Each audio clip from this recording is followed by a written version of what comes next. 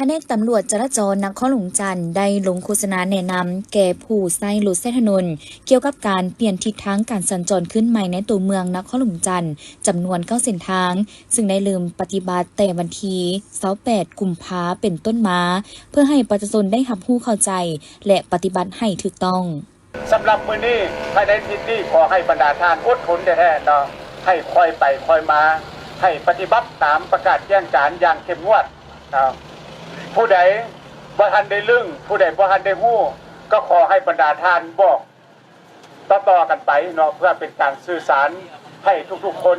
ได้รับรู้ได้รับทราบและก็ขอให้ทุกคนปฏิบัติตามประกาศแจ้งการอย่างเข้มงวดเนาะของการเปลี่ยนทิศทางการสัญจรเนาะอาจจะเป็นเรื่องใหม่สำหรับบางคนเนาะบางคนก็ฮู้แล้ว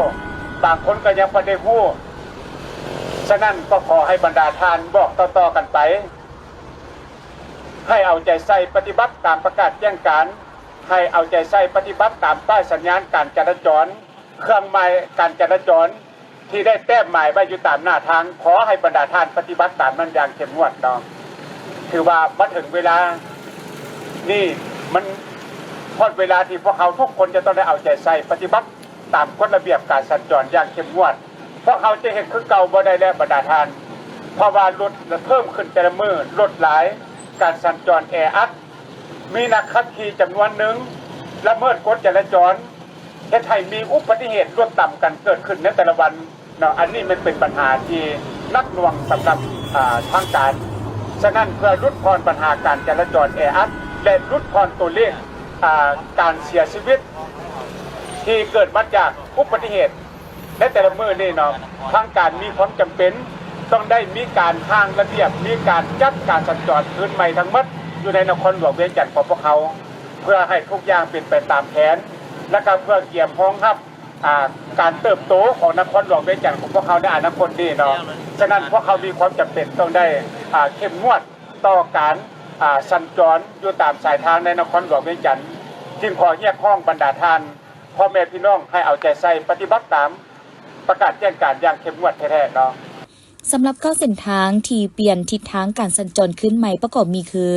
1. ถนนดอนจันทน์แคมป์คลองเริ่มแต่3แยกปากปราซักหาถนนท่าเรือ4แยกวิทยาลัยเทคนิคลาวเยอรมันจากเดิมเป็นการสัญจรทิศทางเดียวเปลี่ยนมาเป็น2ทิศทาง 2. ถนนฟ้างุ่มเริ่มแต่3แยกปากปราซักหาถนนท่าเรือจากเดิมเป็นการสัญจรทิศทางเดียวหรือวันเวย์ขาขึ้นได้เปลี่ยนมาเป็นทิศทางขาลงผู้ใช้รถใช้ถนนต้องขับขี่ลงมาจากแยกปากปราซักหาถนนท่าเรือ 3. ถนนเจ้าอนุเริ่มแต่4แยกไฟอำนาจโทรโคงของถนนขุนบุรมหาถนนฟ้างุ่มจากเดิมเป็นการสัญจรทิศทางเดียวขาลงปัจจุบันได้เปลี่ยนมาเป็นทิศทางเดียวขาขึ้นจากไฟอำนาจโทรโคงของถนนขุนบุรมหาถนนฟ้างุ่มเท่านั้น 4. ถนนฝรั่งสัวยินเริ่มแต่ถนนฟ้างุ่มหาถนนเศรษฐาธิราชจากเดิมเป็นการสัญจรทิศทางเดียวได้เปลี่ยนมาเป็น2ทิศทาง 5. ถนนหนอแก้วกุมมารเริ่มแต่ถนนฟ้างุ่มหาถนน3แสนไทยจากเดิมเป็นการสัญจรทิศทางเดียวได้เปลี่ยนมาเป็น2ทิศทาง 6. ถนนมานทาตุลาดเริ่มแต่ถนนฟ้างุ่มหาถนน3แสนไทยจากเดิมเป็นการสัญจรทิศทางเดียวได้เปลี่ยนมาเป็น2ทิศทาง 7. ถนนกาลินีหน้าสถานทูตฝรั่งเริ่มแต่ถนนเศรษฐาธิราชหาถนนขู่เวียงจากเดิมเป็นการสัญจรทิศทางเดียวขาลงปัจจุบันได้มีการปรับปรุงให้เป็นการสัญจร2ทิศทางผู้นำใช้รถใช้ถนนสามารถขับขี่สวนทางกันได้แต่ห้ามเลี้ยวขวาขึ้นไปทางหอพระแก้วให้เลี้ยวซ้ายลงมาทางวัดศรีเมือง 8. ถนนมโหสถเริ่มแต่ไฟอำนาจแพทยศาสตร์หาไฟอำนาจห้องหมอมโหสถได้เพิ่ม2ทางการสัญจรไปมาเป็นการสัญจร2ทิศทางนำใช้เฉพาะรถเมล์ BRT ให้สามารถขับขี่ได้2ทิศทางขึ้นลงได้แต่สำหรับรถทั่วไปแม่นนำใช้ทิศทางเดียวนำใช้เลนเบื้องขวามือสามารถขับขี่ขึ้นไปจากไฟอำนาจแพทยศาสตร์หาไฟอำนาจห้องหมอมโหสถ9. ถนนที่รถเมล์ด่วน BRT แล่นสวนทิศทางกับการสัญจรทั่วไปแม่นเริ่มแต่4แยกแพทยศาสตร์ถนน3แสนไทยและเข้าสู่ถนนมโหสถสืบต่อแล่น2ทิศทางไปถนนเศรษฐาธิราชห อดวัดอินแปลงสืบต่อแล่นไปถนนสุพรรณวงศ์เลี้ยวขวาไปหาถนนสี่ทานและเลี้ยวซ้ายขึ้นไปหาถนน3เส้นไทยแล้วขับขี่ไปตามเส้นทางของรถเมล์ BRTสำนักวิปัสสนากรรมฐานวัดป่านาคูน้อยบ้านนาคูนเมืองนาไซทองนครหลวงจันทร์เกี่ยมจัดงานบุญใหญ่ระหว่างวันที่10-15 มีนาคม 2026โดยภายในงานจะได้มีพิธีเทท้องหล่อพระพุทธรูป6 องค์สมโพธิพระพุทธรูป10 องค์และเทลาภิเษกโฮสทรงพระอาจารย์ใหญ่สีทนไสยาวงศ์สอนที่หากก็ได้รับตำแหน่งใหม่ขึ้นเป็นรองประธานศูนย์กลางองค์การพุทธศาสนาสัมพันธ์แห่งสาธารณรัฐประชาธิปไตยประชาชนลาวทั้งเป็นหัวหน้ากรรมาธิการเผยแพร่ศีลธรรมและปฏิบัติกรรมฐานศูนย์กลางเจ้าอธิการสำนักวิปัสสนากรรมฐานวัดป่านาคูน้อยโดยในมื้อวันที่10-13 มีนาเวลา 8 โมงจะได้มีพิธีสูตรพระไตรปิฎกเวลา 14 โมงจะได้อบรมกรรมฐานให้แก่น้องนักเรียนและตอนบ่ายเวลา 15 โมงวันที่13 มีนา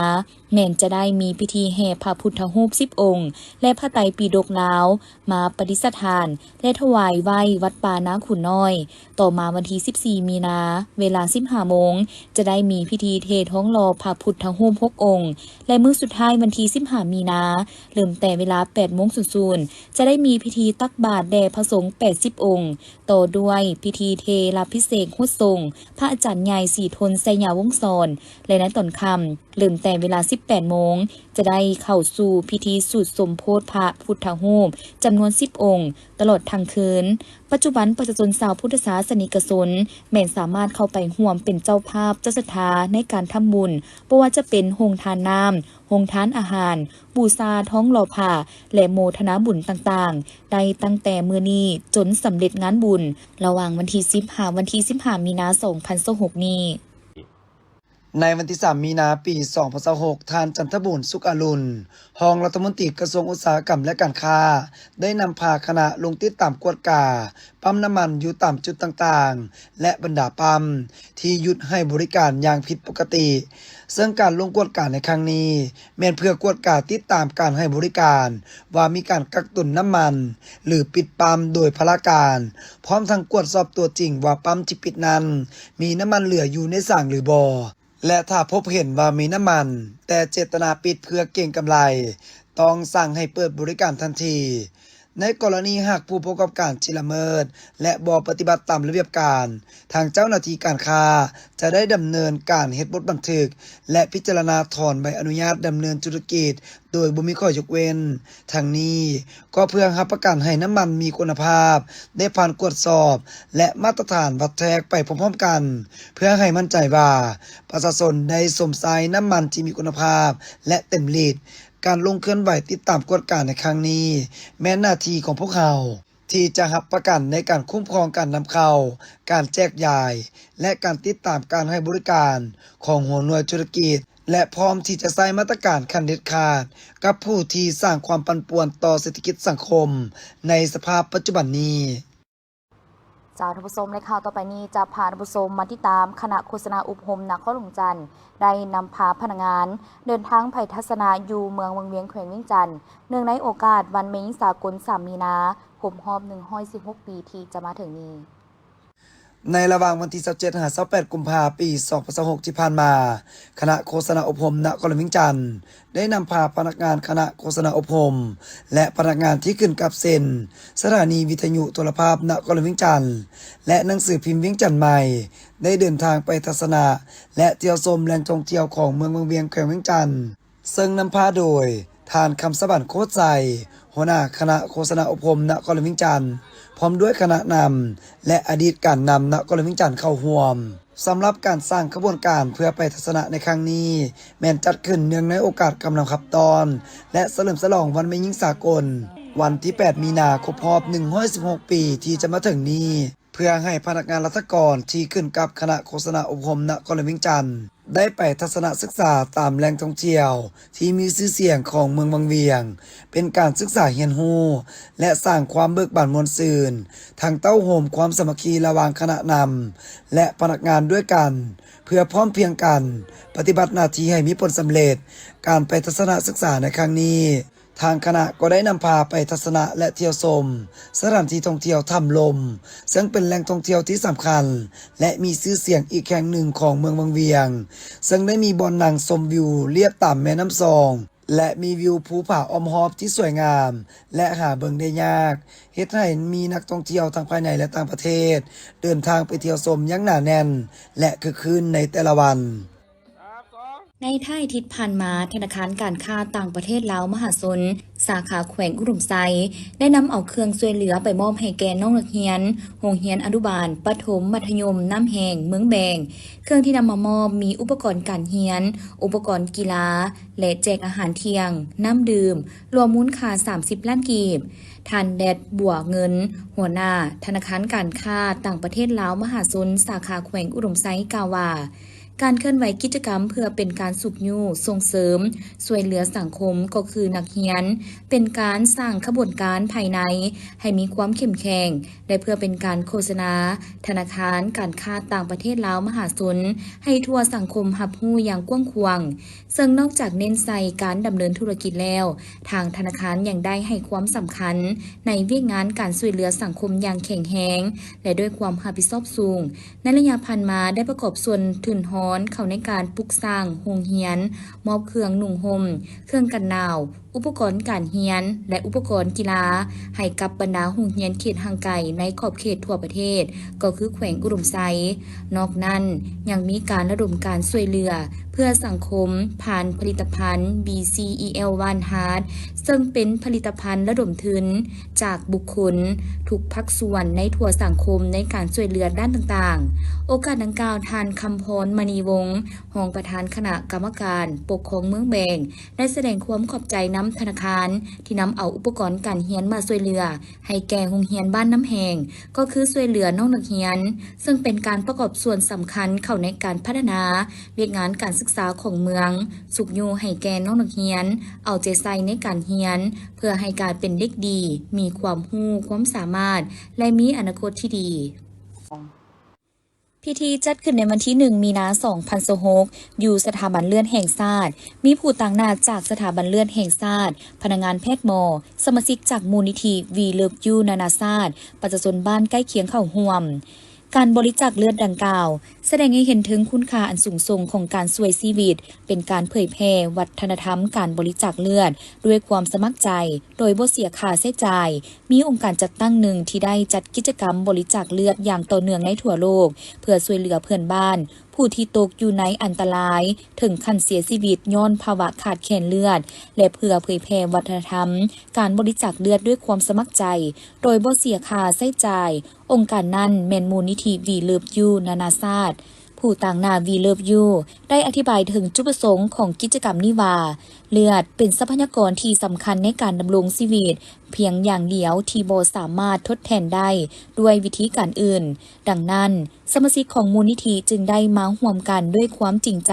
เพื่อประกอบส่วนในการช่วยเหลือคนเจ็บที่ต้องการเลือดให้กลับมามีสุขภาพที่ดีพวกเขาหวังว่ากิจกรรมนี้จะเป็นโอกาสที่จะยกสูงความรับรู้เกี่ยวกับการบริจาคเลือดโดยบ่เสียค่าและส่งเสริมวัฒนธรรมแห่งการเคารพชีวิตการจัดกิจกรรมในครั้งนี้ผู้เข้าร่วมได้กวดสุขภาพเพื่อเกียมบริจาคเลือดซึ่งมีผู้สามารถเอาเลือดออกได้ทั้งหมด87คนหญิง53คนได้เลือด 34,50 ซีซีโดยสถาบันเลือดแห่งชาติได้ให้การสนองอาหารว่างและเครื่องดื่มให้แก่ผู้เข้าร่วมและบริจาคเสื้อยืดที่ระลึกเพื่อเป็นการระลึกถึงจิตใจของการช่วยชีวิตในระยะผ่านมามูลนิธิ We Love You ได้ประกอบส่วนให้แก่ชุมชนท้องถิ่นผ่านกิจกรรมอาสาสมัครต่างๆเช่นอุทกภัยเขื่อนเซเปลี่ยนแตกที่เมืองสนามไซแขวงอัตตปือในปี 2018 ได้สนองอาหารให้แก่ประชาชน 41,000 คนเป็นเวลา1เดือนอยู่ศูนย์พักอาศัยและได้เปิดโรงเรียน We Love You เพื่อเบิ่งแยงเด็กน้อยที่ได้รับผลกระทบจากการประสบภัยก่อสร้างและบำรุงรักษาระบบระบายน้ำการบริการเสริมสวยมอบผ้าอัดปากดังที่ผลิตอยู่สเกาหลี 10,000 อัน และสุดกวดพญาติ 1,248 สูตร ผ่านแนวล้าสั่งศาสตร์ซึ่งได้ช่วยในการกักกันและการตอบสนองยาที่นครหลวงจันทร์ห่วมลงน้ำระวางท่านบุญทวีเดชบัณฑิตหัวหน้าห้องการองค์การกระแดงนครหลวงจันทร์และท่านชงเชิญเวยประธานบริษัทบูชาอีโคซิสเต็ม SDN BHD โดยการเข้าร่วมของทานสารพิษสุนวรวงศ์หัวหน้าแผนกแรงงานและสวัสดิการสังคมนครหลวงจันทร์ท่านคำสวรรค์โคไซหัวหน้าคณะโฆษณาอบรมนครหลวงจันทร์มีห้องหัวหน้าแผนกห้องหัวหน้าห้องว่าการหัวหน้าห้องหัวหน้าแขนงการและพนักงานที่เกี่ยวข้อง2ฝ่ายเข้าร่วมจุดประสงค์ของ2ฝ่ายในครั้งนี้เพื่อเป็นการประกอบส่วนช่วยเหลือด้านมนุษยธรรมเป็นรถจักรเพื่อนำใช้เข้าในเวียกงานกู้ชีพกู้ภัยฉุกเฉินขององค์การกระแดงนครหลวงจันทร์โดยทั้ง2ฝ่ายมีหน้าที่และความรับผิดชอบเท่าเทียมกันบนพื้นฐานเป็นการร่วมมือด้านมนุษยธรรมองค์การกระแดงนครหลวงจันทร์มีพละบทบาทสำคัญในการช่วยเหลือบรรเทาทุกข์ผู้ประสบภัยพิบัติต่างๆที่เกิดขึ้นจากธรรมชาติมนุษย์สร้างขึ้นและผู้ด้อยโอกาสดังนั้นการร่วมมือกันครั้งนี้เป็นบาทเก้าที่สำคัญเพื่อช่วยยกระดับท่าแหงและความพร้อมในการดำเนินภารกิจด้านมนุษยธรรมให้ดีขึ้นพร้อมกันนั้นการร่วมมือในอนาคตจะบ่จำกัดเพียงแต่โครงการใดหนึ่งแต่จะสามารถขยายไปสู่การสนับสนุนด้านสาธารณสุขการบรรเทาทุกข์ภัยพิบัติการช่วยเหลือสังคมการพัฒนาชุมชนในนครหลวงจันทร์และในขงเขตอื่นๆตื่มอีกจากท่านผู้ชมในข่าวต่อไปนี้จะพาท่านผู้ชมมาเบิ่งพิธีเซ็นบทบันทึกความเข้าใจหรือ MOU ว่าด้วยการช่วยเหลือรถจักรสกูตเตอร์ไฟฟ้านำเข้ามาใช้ในวิ่งงานกู้ภัยฉุกเฉินและวิ่งงานมนุษยธรรมระหว่างองค์การกระแดงนครหลวงจันทร์ร่วมกับบริษัทจากประเทศมาเลเซีย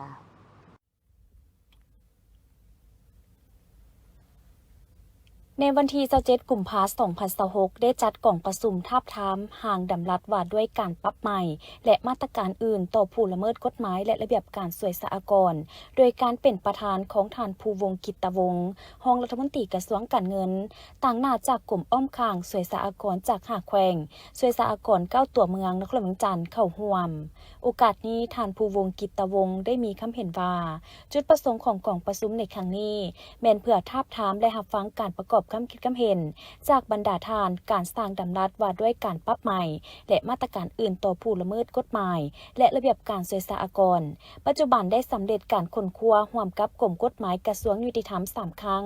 โดยสั่งรวมเอาบรรดาพฤติกรรมต่างๆที่มีการละเมิดระเบียบกฎหมายช่วยสหกรณ์สั่งรวมเข้าในการสร้างหางดำรัสว่าด้วยการปรับใหม่และมาตรการอื่นต่อผู้ละเมิดกฎหมายและระเบียบการเกี่ยวกับช่วยสหกรณ์เพื่อเป็นพื้นฐานในการดัดสมการคุ้มครองรายหับต่อกับการจัดตั้งปฏิบัติบรรดากฎหมายช่วยสหกรณ์ติดพันกับการนำใช้มาตรการต่อผู้ละเมิดกฎหมายระเบียบการได้อย่างผ่านมาแม้นเริ่มจากรูปการปฐมนิเทศก้าวเตือนศึกษาอบรมและปรับใหม่เป็นขั้นตอนสุดท้ายตามที่ได้กำหนดไว้ในกฎหมายเป็นแต่ละประเภทอากรและเป็นแต่ละกรณี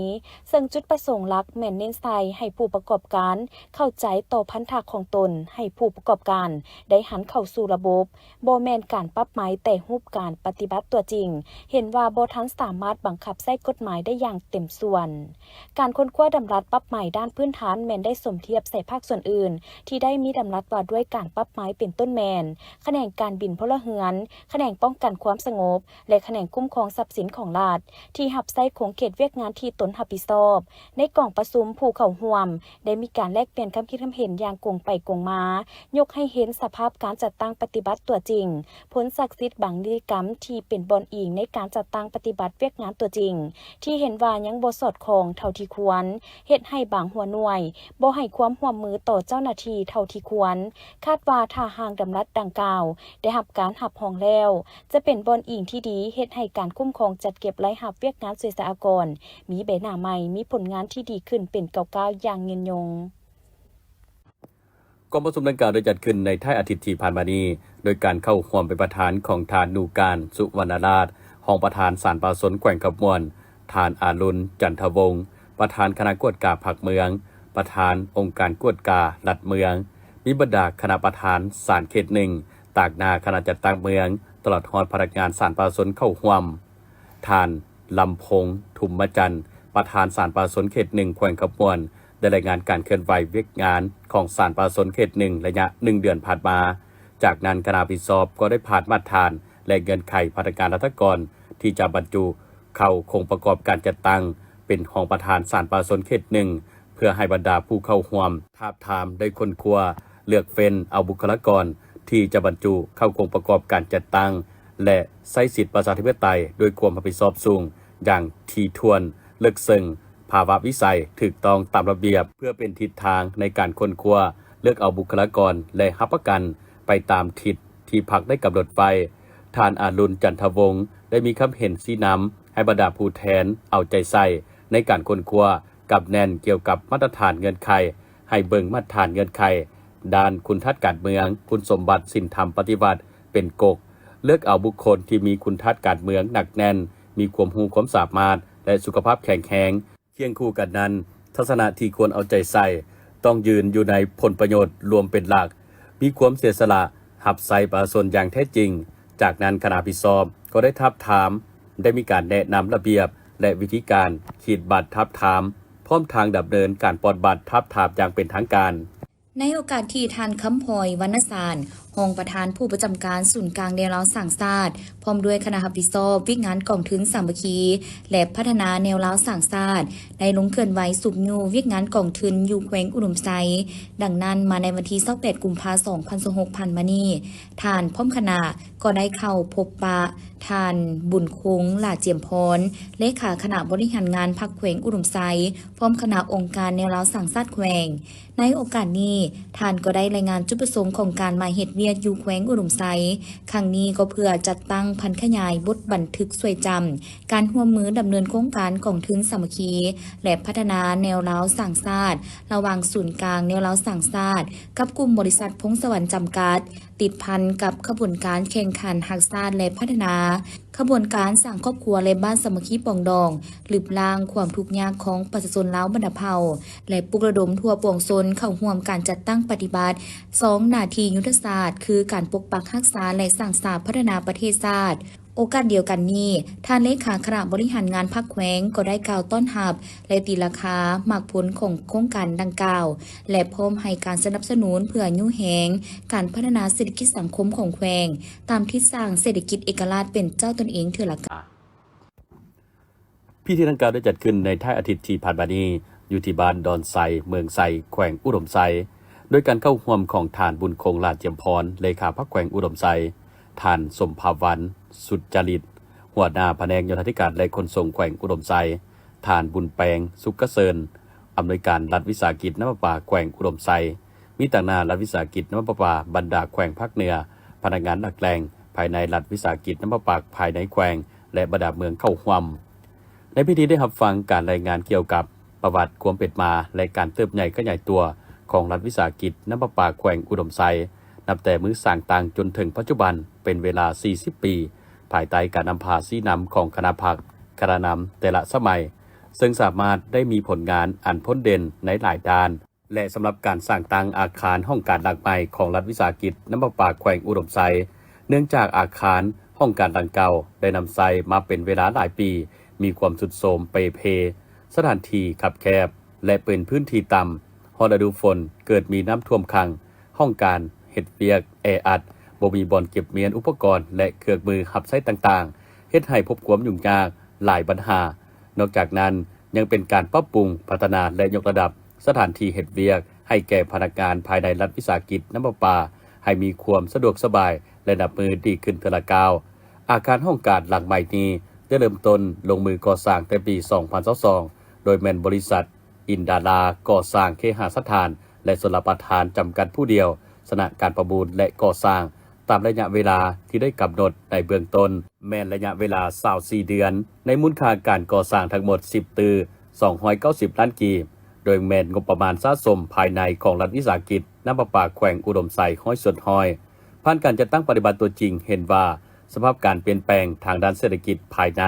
และภายนอกจึงให้การก่อสร้างซักซ่าและมีการขอเพิ่มระยะเวลาการก่อสร้างออกไปเติมอีก6เดือนและให้การก่อสร้างสำเร็จห้อยส่วนห้อยในปี 2025 ที่ผ่านมาอาคารดังกล่าวเป็นอาคาร2ชั้นขนาดกว้าง11เมตรยาว45เมตรประกอบมี15ห้องห้องประชุม2ห้องและห้องน้ำในโอกาสดังกล่าวทานสมภาวันสุจริต ก็ได้มีคำเห็นและกล่าวเปิดนำไซอาคารห้องการหลักใหม่ของรัฐวิสาหกิจน้ำประปาแขวงอุดมไซพร้อมทางพิธีตัดแถบผ้าจากงานบรรดาการนำของแขวงและภาคส่วนที่เข้าร่วมได้พร้อมกันเยี่ยมชมภายในภายนอกอาคารห้องการและบริเวณที่ได้รับการก่อสร้างขึ้นอย่างเป็นทางการคณะกรรมการเลือกตั้งระดับชาติประกาศรายชื่อผู้ที่ได้รับการเลือกตั้งเป็นสมาชิกสภาแห่งชาติสุริสิทธิ์อยู่เขตเลือกตั้งต่างๆในขอบเขตทั่วประเทศซึ่งมีรายละเอียดดังนี้ 1. เขตเลือกตั้งที่ 1 ณ คลองจันทร์จำนวน 19 ฐาน หญิง 6 ฐานมีรายชื่อดังนี้ 1. ฐานปริญญาเอกไซสมพรภูมิหาร 2. ฐานปริญญาเอกอาจสพังท้องสีพันดอน 3. ฐานธนงไซขุดไพฑูรย์ 4. ฐานปริญญาเอกไซนครอินทวงศ์ 5. ฐานนางวีไซสิทธิราช 6. ฐานนางดาลานีพรหมวงศา 7. ฐานปริญญาเอกตุลาวันนอเมืองเศษ 8. ฐานนครเสนศรีหราช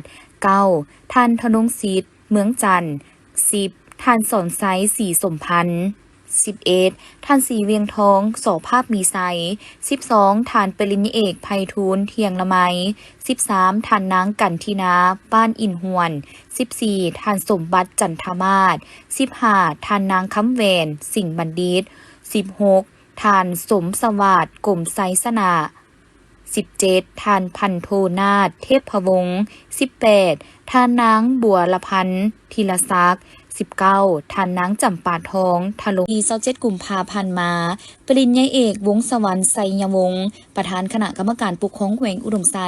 ก็ได้มีคำเห็นโอ้ล้มต่อคณะพักคณะนำของแขนงการเงินบรรดาพนักงานองค์การอ้อมคางแขวง7เมืองพร้อมรวยพนักงานลักแหลงว่าด้วยความเอาใจใส่ในการประกอบส่วนเหือแหงสติปัญญาของตนเข้าในการปฏิบัติหน้าที่การเมืองที่ได้รับการมอบหมายตามพระบทบาทความรับผิดชอบด้วยความเป็นเจ้าการซึ่งสามารถเฮ็ดให้สภาพเศรษฐกิจของแขวงในปี2025ยังสืบต่อขยายตัวอย่างต่อเนื่องและเศรษฐกิจมหาภาคสามารถคุ้มครองอย่างมีเสถียรภาพดีขึ้นเป็นก้าวๆการคุ้มครองการเงินงบประมาณมีทางเอียงที่ดีขึ้นโดยเฉพาะการเก็บรายรับขยายตัวเพิ่มขึ้นอย่างตั้งหน้ารายรับเกินแผนสูงและหนี้สินของแขวงคอยลดลงตามจังหวะที่เหมาะสมจากผลงานการจัดตั้งปฏิบัติในระยะผ่านมา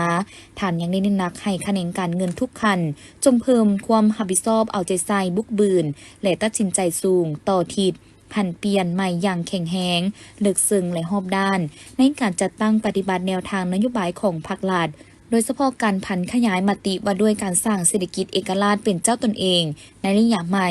สืบต่อเอาใจใส่ศึกษาอบรมการเมืองแนวคิดให้พนักงานอยู่ในขงเขตการเมือง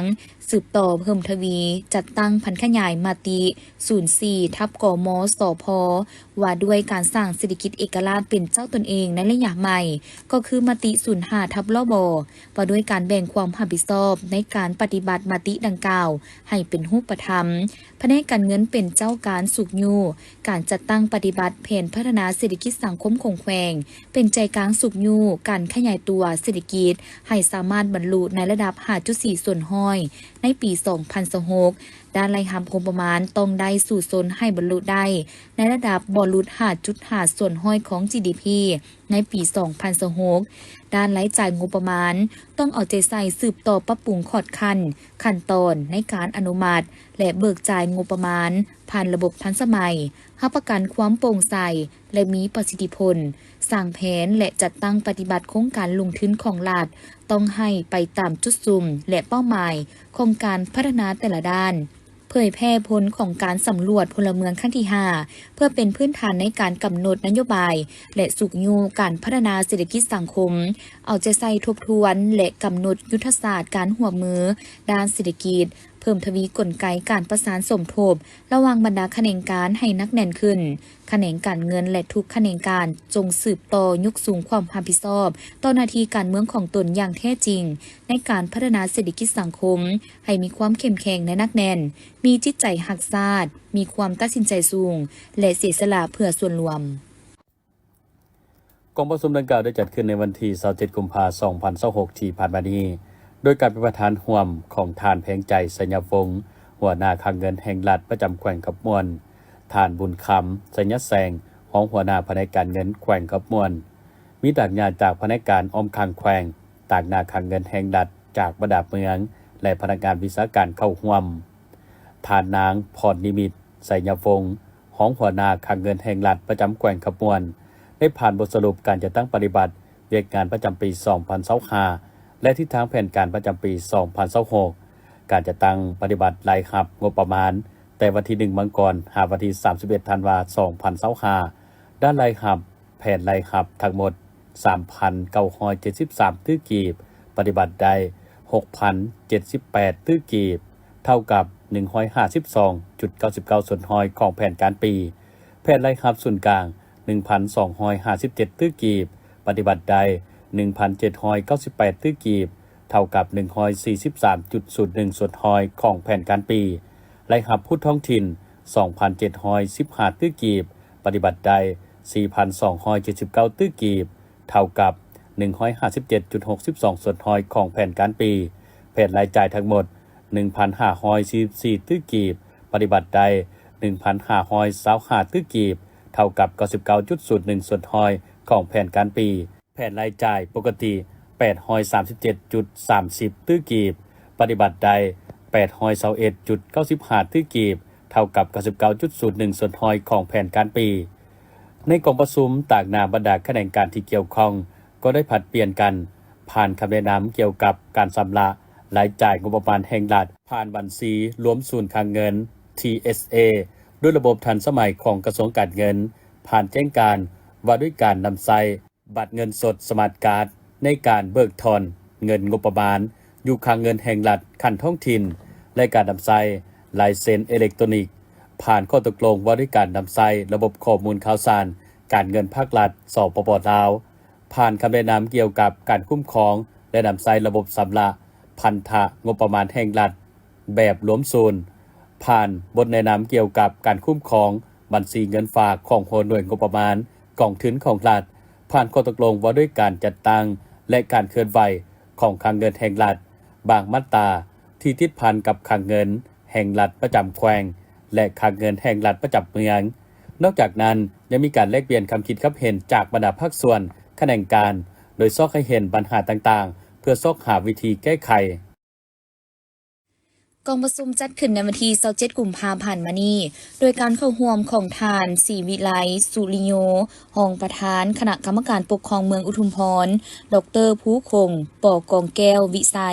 หัวหน้าห้องการบริหารนิบรรดาทานหัวหน้าห้องหัวหน้าห้องการห้องหมอสุขศาลาและพนักงานที่เกี่ยวข้องเข้าร่วม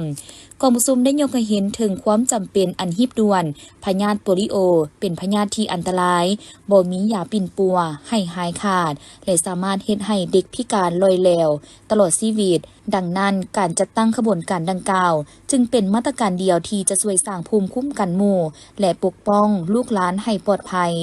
สำหรับการบริการสาธารณสุขทั่วเมืองอุทุมพรแม้นมีความพร้อมรอบด้านซึ่งประกอบมีห้องหมอขันเมือง1แห่งและสุขศาลา9แห่งซึ่งจะรับผิดชอบคุ้มครองทั้งหมด70บ้านและได้กำหนดจุดให้บริการวัคซีน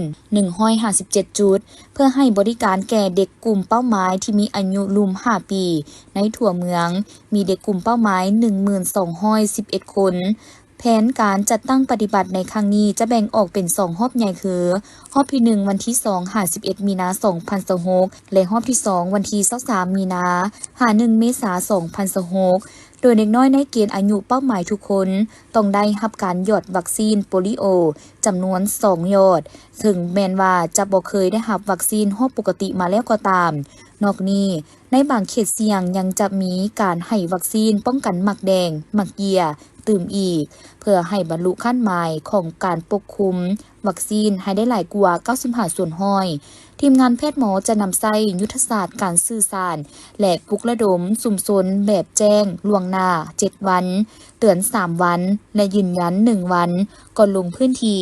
ในรูปแบบการให้บริการจะมีทางจุดคงที่ในตอนเช้าและลงเคลื่อนที่แต่ละครัวเรือนในตอนบ่ายเพื่อค้นหาเด็กที่ตกค้างพร้อมทั้งมีการหมายเล็บมือเพื่อเป็นสัญลักษณ์และติดตามอาการภายหลังรับวัคซีน15-30 นาทีคือ7ล้านกีบ วันที่1 มีนา